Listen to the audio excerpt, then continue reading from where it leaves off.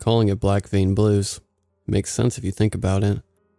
About a month ago it started, slow and quiet. I had just come home from school to find my father prodding at the corpse of a gator that washed up on the bank a couple of paces from our home. At the time, I had been furious, thinking his redneck ass had killed it, even in spite of the numerous charges he'd get slapped with for killing a protected species. Only when I approached, did I realize just how bad it was. The thing was bloated and pale, with ink-black webbing sprouting just under the skin. My father had been prodding it with the tail end of a fire poker, so the belly of it had opened and spilled onto the ground. Its gusts of grease black spill on the deadened grass. I remember retching at the sight and smell, turning away and cursing out loud for my father to get the fuck away from it. He hadn't been too happy to hear his own spawn yelling at him like he was a simple fool, so I ended up being charged with cleaning the thing off of our property. But only after he skinned it to sell the leather, once he finished it up. He never got to sell it. He didn't last that long. Later that evening, after a long shower, I had gone up to the store to buy some things for dinner. Nothing big or costly, so it only took me a half hour to get the shit and hike back. I remember the store had been eerily silent, and the other customers lost in some sort of daze. Some didn't even notice when I knocked directly into them, their glassy eyes flying to me and back to whatever they were focused on. I wrote it up for being a sign of the times, well, with the pre-existing illness racking the land long before this one ever touched the lands. The cashier had been just about the only person with half their wits, but only enough to warn me to look out for sick people on my way back to the house. Little did I know, I would find out just what she meant the moment I entered my driveway. There my father was, stood in the center of the road, completely nude and coated in inky black blood. It was like something out of a horror movie. His eyes had reflected in the shine of the headlights, already dead focused. "Dad, what the fuck is wrong with you?" I had asked, throwing open the car door and stepping out. Something stopped me then. Self-preservation, probably. An instinct buried within my mind that warned me to not go near the man drooling ropes of blood and mucus. It was a good thing too, because when he let out that animal shriek and lunge for me, I had enough time to get right back into the car and slam the door behind me before he hit the metal behind me. He was so maddened that he slammed his face over and over into the window, not 5 inches from my face, blurring the glass with the blackened blood. I was so petrified I didn't even think for a minute, just staring at the thing that had once been my father as it gored itself against the windows of our old truck. My call to the cops had been frantic, and I almost thought they might not believe me until the operator let me know someone would be coming up to check the property in the next couple of minutes. I wanted to scream at them to hurry, but I simply shut my eyes and prayed the windows held up. Then, as if it knew what I had done, it just stopped. I could see its white, milky eyes through the haze of my window, watching me intently. It was the closest I've ever been able to observe one of them. I saw what the disease did to their body, bleeding through their skin and veins until it looked like they were coated with blackened cobwebs. They no longer had pupils or eye color, really, replaced by bluish, milk-white circles that shot from side to side as their blind gazes sought out who knows what in the dark.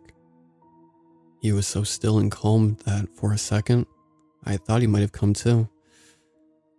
But then its broken jaw opened wide enough to hit its chest, and it let out a shriek that pierced the night and shook the entire car before it turned and sped into the wild. I hadn't seen him since. Not in the trees, not in the town. It was as if he had disappeared off the face of the earth. The cops had arrived an hour later, but he was already gone. And so they left me with a shake of their head, muttering about crazed teenagers. I wonder if they knew what they were going to be walking right back into when they went home later that night. My father hadn't been the only one affected, leading me to believe that it wasn't the gator that turned him mad. In 24 hours, the town had gone from normal to complete chaos. The disease had taken over, turning a good portion of our population into drooling monsters. It attacked your mind first, is what I think happens. Your brain overheats, scrambling like eggs in a hot skillet, and leaving behind something mindless and violent. Not quite like turning into a zombie, but close enough to where some of the townsfolk went by those old rules. Any bites and you get a bullet to the head. I witnessed that myself on day 3. Just when I had been brave enough to venture out into the silence, needless to say, I stopped traveling out in the open after that. From what little I could gather, the town went completely nuts. The sane people turned right into something out of an atypical apocalypse novel, where the people went right into savage mode in order to keep order. Law enforcement had been quick to interfere, but only enough to establish themselves as kings of the castle and wall off any resources the rest of the townsfolk may need. From what I heard, from one of the actually sane people I met, was that they had put away some of the people affected with black vein in the jail cells to experiment with. I shuddered at the thought of what that might mean. Still, that wasn't the worst of it. You know that phrase, the one popularized by modern movies and media? What if humans were the real bad guy? God, they were so wrong. Nothing can compare to what those things were doing. You see, the difference between them and zombies is that they still are entirely human, or at least think like them. Even as they turn into slobbering, rage-infested creatures, they still have the presence of mind to hunt. I'm lucky enough to have witnessed it before I got caught in one of those traps. In the middle of the night one day, I had decided to use the darkness in order to head into town to grab whatever supplies I could loot from unguarded businesses. Just as I had reached town, I saw them gathered in the middle of a road, looking up at something strung to a streetlight. They were people, caught in one of those hunter's nets, meant to trap large game. Their wails of terror had filled the night as the 3 of them had been slowly lowered to the ground and promptly ripped to shreds at the hands of those monsters. They had taken their time, seeming to bask in the horror and degradation as they killed them one by one. I couldn't look away. Something within me refused to believe it was even real. I had seen terrible shit happen on TV before, but watching your neighbors laugh and shout in delight as they remove the organs of people you once shopped side by side with was a whole new ballgame. Didn't stop there though. The evidence of their rampages was more and more apparent as you snuck down the streets. There were stores that had been burned to the ground, others splattered with blood and gore. There were clear stains on the street that you could see victims had tried to flee before being dragged into whatever hell was awaiting them. I didn't even make it to the store before I turned and ran all the way back to my house. Nothing could have prepared me for what I saw that day. Nothing could erase the memory of the horrific things I had witnessed, or the shit I would continue to see every time I gathered the courage to leave my home. I'm stuck, utterly stuck in my decaying cabin. I can't trust the water anymore, because I'm almost 100% sure that's where it came from. It would be the only explanation for the gator washing up with the disease a day before it affected our first townsfolk. I have enough food to last for a while, but it's not food I'm worried about. It's the water. Even with my stockpile, I'll only last the next month or so. I know what some of you are going to say. Get the fuck out of there. Take your truck and speed right out of town limits before you're claimed too. It's too late for that. I saw the trucks arrive not hours ago. The barriers set up in record time. Anyone brave enough to go near them gets snatched up by the men in yellow or shot right in between the eyes. I know well enough about our government to know those who got taken won't end up well and safe on the other side. I beg of you, if you have any information I could use to help myself out of this situation, please tell me. I'm running out of options here, and I don't know how far this has gone. I suppose some of you are going to be disappointed with me.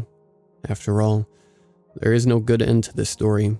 I wish I could tell you everything turned out fine in the end, and I used all those survival tips to flee into the woods. But I hardly had enough time to read them before the end had already begun. Things have gone south since I last posted, and like the disease, it happened fast. It was like something sparked in the air, catching all at once and starting the blaze that would end it all. It was rain. A storm so thick, you'd end up soaked just by looking at it. I knew it was the end, even before it wetted the very earth on which I stood. There is something I should admit. I'm not entirely immune, as some of you might have thought. I just haven't been claimed by the rage the others seem to have fallen victim to. My veins went black, but my head remained the same. A cool 98 on the thermometer. I thought for a moment, even with the sickness taking root in every corner of my body, that I might somehow be fine, that I was just not affected like the others. But then there was the pull. It had seated itself right on the back of my brain, whispering to my consciousness with every hour that went past.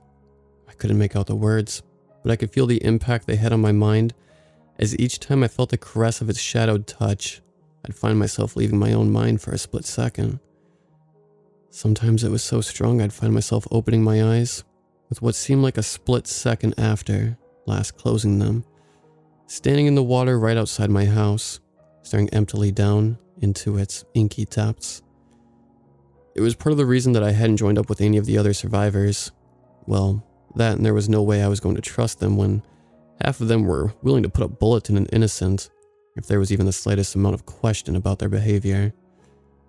I didn't even want to think about what might have happened if I had the guts to approach one of those men in yellow, stealing people right off the streets. They never took the survivors. They weren't here to rescue us or to try and help us survive within our town's quarantine. They stole the infected and shot anyone who they thought might interfere.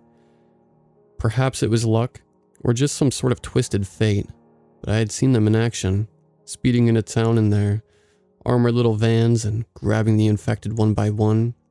One of the ones taken had been the cashier from day one. I almost wanted to laugh. "Look out for the sick," she had said. Famous last words. As much as I wanted to, I knew the best option for me was remaining hidden until something drastically changed and I was forced to relocate. Unfortunately for us all, that something was the rain. Something drew me out of the house that day. That voice in my mind calling me to come into the open and see what it had in store for me. I didn't think of my safety, nor much of anything else. It was a mindless gut feeling that had me putting one foot in front of the other until I was standing right in front of the section of town that had housed the rest of the survivors. Most of them had made their home in the town hall, the only stone and brick building in the next 10 miles that could potentially protect them from a threat like this. It had been a smart idea, being as it's not easy to burn down a brick building, made even smarter with the obvious defenses they had set up. Though it hadn't been enough of my being brought there meant anything. The doors were wide open, tables and barriers spilled out its large entryway, blood oozed out of the building, its impossibly bright red color making still fresh stains on the pristine white steps. I didn't want to go in. I didn't want to see. But whatever burned in my skull didn't care about my wants. It dragged me step by step into the building until I stood right in the center of the storm. Right in the center of the screams. They were everywhere. On the walls, in the rafters, hundreds of infected sat laughing around the ring in the center of the room where the blood ran thickest. It was a bone-chilling laughter, one of pure madness and glee. There was only one survivor left. A man, unfamiliar to me, lay on the center of the floor. I won't describe what they had done to him, for I would rather not inflict that terrible knowledge on anyone else. I will say, though, that there was no way the man should have been alive.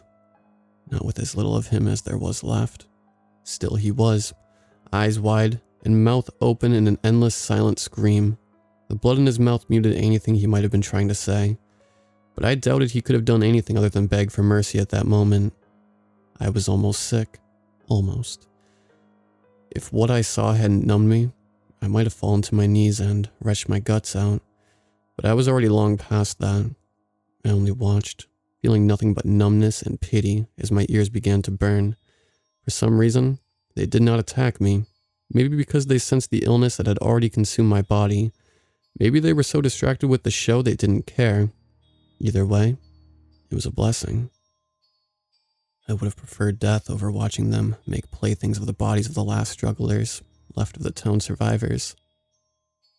I don't know how long I kept going through the downpour, until I found myself staring down on one of the couple exit roads our town has.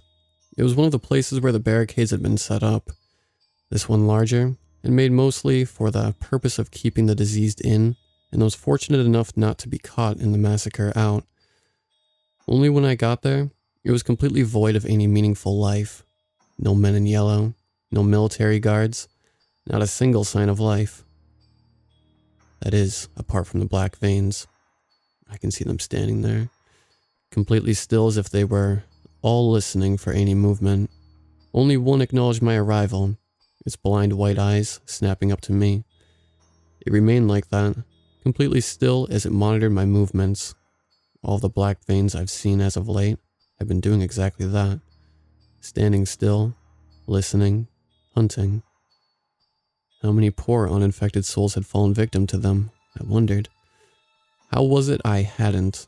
I had a million questions, all burning like hot iron through my quickly overheating mind. As much as I wondered, I knew the answer. I felt the answer burning bright, right behind my eyes. I don't know if this is spread, or how I made it this long, but it hardly matters. It's over now. Time is ticking for me, this I know. I already see the veins in my arm darkening even further with the illness. I feel my very humanity peeling away like layers from an onion. Soon there will be little left of me, but the vessel that is my body. I couldn't take the injustice of it all. I didn't do anything to deserve this.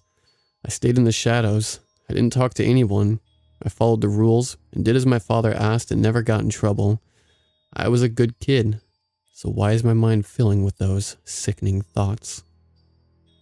I see him now as I sit at my computer, chronicling what I know is the final moments of my sanity. He's standing out in the woods, completely still as he looks directly through my window, right to where I sit. It's as if he knows what will come over me. Maybe he knew from the start, and he's just been waiting this whole time for me to realize it too. One thing I did think was weird, that I thought you should know before I log off for good, was that he wasn't alone. None of them were. They had never been. Look out for the shadows. That's where they go to hide.